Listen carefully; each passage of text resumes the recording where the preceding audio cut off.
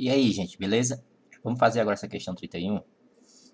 Julga os itens seguintes relativos a funções, considerando que o domínio de cada uma delas e o conjunto é o conjunto dos números reais. Beleza, gente? Então a gente vai julgar esses itens aí, sabendo que o domínio de cada uma delas é os números reais. Então vamos lá, item 1. f de x é uma função, né? É igual a seno de 3 vezes x vezes cosseno de 4 vezes x é uma função ímpar. Pessoal, a primeira coisa que você ia pensar, né? Primeiro se soubesse que é uma função ímpar. Uma função ímpar, só para definir aí, uma função ímpar é uma função simétrica em relação à origem. Tá bom? Se você fizer o gráfico dela, ela vai ficar simétrica em relação à origem. Você ia tentar fazer o quê? Você ia tentar fazer o gráfico dessa função aí.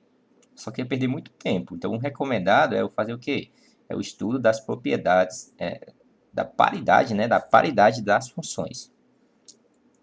Paridade é o estudo para saber se ela é par ou é ímpar. Tá bom?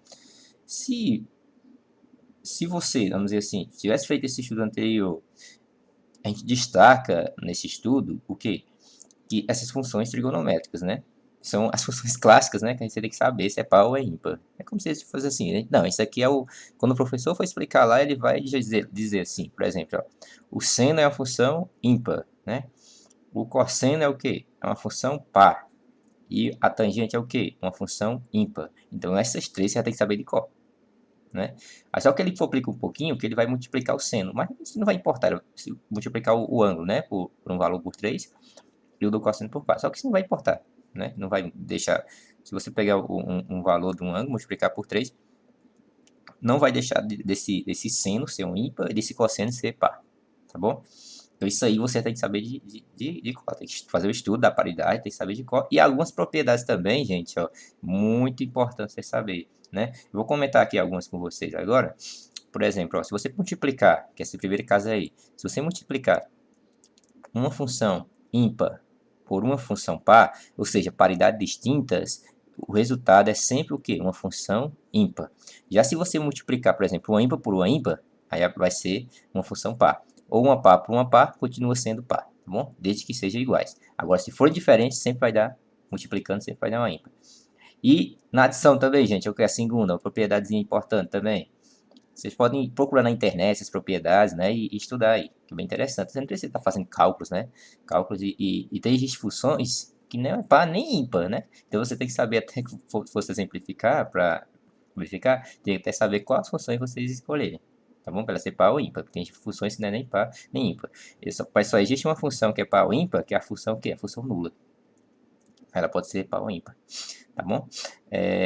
Mas vamos lá, continuando, né? Acho que eu parei na soma, né? Então, se você soma uma função par com a par, ela continua sendo par, tá bom? Se você soma uma função ímpar com ímpar, ela continua sendo ímpar.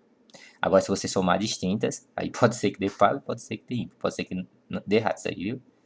Então, vamos lá, vamos continuar aqui, ó. Em um sistema de coordenadas... não, item 1, né? Questão aqui 31. O item 1 aqui é o que? Ó? Fala, você está multiplicando a função aqui, uma função par, não, a função ímpar, né, que é o seno, por uma função par, que é o cosseno. Isso vai resultar em que, gente?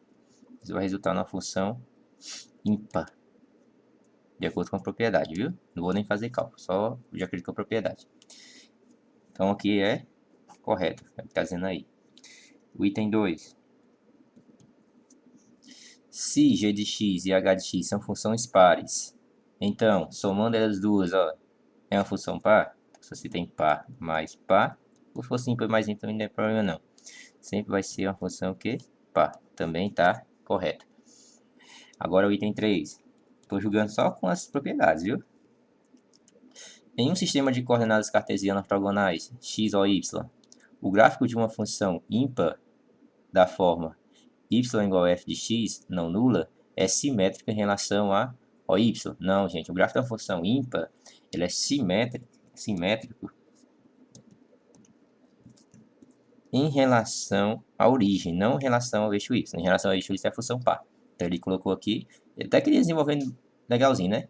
Agora ele tivesse colocado em relação à origem, e estaria certo. Então aqui, ó, em relação a origem, né? E não em relação ao eixo y, né? Então estaria errado isso aqui. E a última aí, pra gente fechar, né?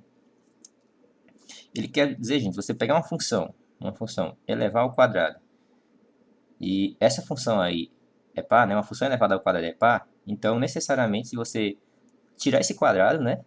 Ele vai ser também uma função par? Não, gente. Isso aí não vai valer, tá bom? Tem nenhuma propriedade que diz que uma função ímpar elevada ao quadrado vai ser uma função par, tá bom? Se eu fosse falar isso aí de trás para frente, né? Então, não existe nenhuma propriedade que fala isso. Então, você não considera isso. Um exemplo bem clássico, gente, ó. Eu não vou fazer o gráfico dela, né? Mas é fácil de fazer. Por exemplo, ó, f de x é igual a x. Isso aqui é o quê? É uma função ímpar. É simétrica em relação ao quê? À origem. Já se você pegar essa função aqui, esse x, e elevar ao quadrado, ele vai ser o quê? Vai ser uma par.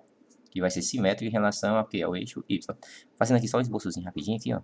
Essa primeira vai ser mais ou menos aqui, ó. O eixo x, eixo y. Tá bom? Isso aqui é a bissetriz, né? Já essa daqui, vamos esboçar rapidinho aqui, né? Ela vai ser simétrica em relação à origem. Sim, vai passar errando aqui, vai passar aqui por a origem, né? Tá bom? Mas não é obrigatório passar por a origem para ser simétrica em relação ao eixo y, não, né? A gente sabe disso. Só porque essa daqui, ela vai passar por a origem. Quando for zero, aqui vai dar zero também. Aqui é x e y, tá bom? Então aqui é ímpar e aqui é par. Só no ato de elevar ao quadrado vai mudar, tá bom? Pode ser que tenha alguns casos que você levar ao quadrado, pode ser, né? Possibilidade. Você levar ao quadrado e não vai ser nem par nem ímpar, né? Pode acontecer aí. É uma imensidão grande, né? Eu não deixei com todas, nem analisei. Não estou lembrado de nenhuma propriedade que diz isso. Vocês podem até fazer uma pesquisa, né, em relação a isso. Né? Também tem que fazer essa pesquisa também. Se você pegar uma função e levar ao quadrado, pode ser que dê uma função par ou ímpar. E pode ser que dê nem par nem ímpar. É uma conjectura que eu estou criando aqui agora, mas não sei se é verdade, né? Não sei se é verdade. É só uma possibilidade. Porque já que não tem propriedade que fala nisso, né? É uma possibilidade aí. Tá bom? Então é isso, gente, ó. E correto só os dois primeiros. O resto tudo errado. Então a opção correta, letra A, de abacaxi. Tá certo? Então tchau, gente. Até a próxima questão aí. E não esqueça, né? Para entender direitinho essa questão aí, estuda as propriedades aí das paridades de funções, né? Você vai estudar paridade de funções.